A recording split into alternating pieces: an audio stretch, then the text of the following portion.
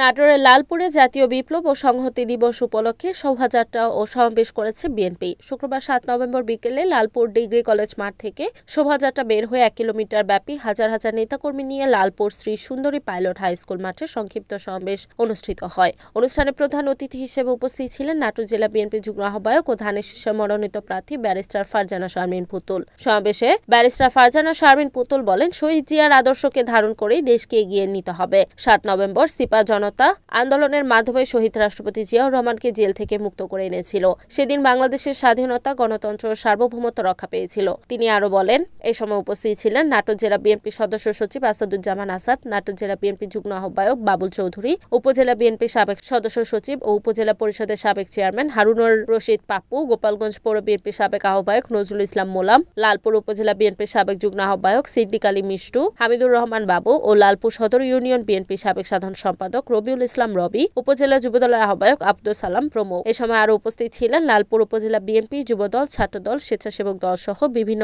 অঙ্গ সংগঠনের হাজার হাজার নেতাকর্মী। আজকে 7 নভেম্বর, এই 7 নভেম্বরের যে তাৎপর্য, এই 7 নভেম্বরের যে মাজেজা, এটাকে বহু বছর ধরে বাংলাদেশের জনগণের কাছ থেকে দূরে রাখা হয়েছিল।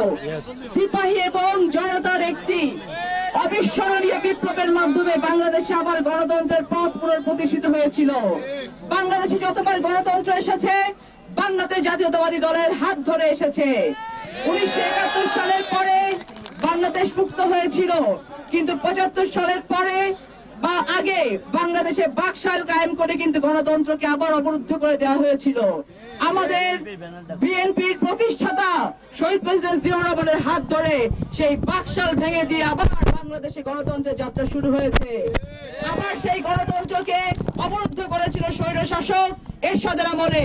পরবর্তীতে সেই স্বৈরশাসকের হাত থেকে বাংলাদেশকে মুক্ত করেছেন আমাদের দেশনেত্রী দেশমাতা বেগম খালেদা জিয়া সেই 90-এর মাধ্যমে।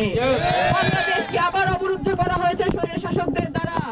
আজকে 2025 সালে আবারও বাংলাদেশ মুক্ত হবে আমাদের ভারপ্রাপ্ত চেয়ারম্যান দেশনায়ক তারেক রহমানের হাত ধরে প্রতিষ্ঠিত হবে। সেই যাত্রা আমরা আজকে এখান থেকে 7 নভেম্বর আমাদের বিপ্লবী এবং সংহতি দিবসের মধ্য দিয়ে আমরা শুরু করলাম। আপনারা সবাই কি সেই যাত্রার পথে রাজি আছেন? অত্যন্ত সুশৃঙ্খল ভাবে এখন আপনারা র্যালিটা পরিচালনা করবেন। আমাদের সময় অনেক সংক্ষিপ্ত, কেউ এলোমেলো পথে হাঁটবেন না। ব্যানারের সামনে দাঁড়িয়ে ছাত্রদল, যুবদল এবং বিএনপি চমৎকার ভাবে আমরা র্যালিটা এখন সম্পন্ন করব। আপনারা র্যালির উদ্দেশ্যে হাঁটা শুরু করেন।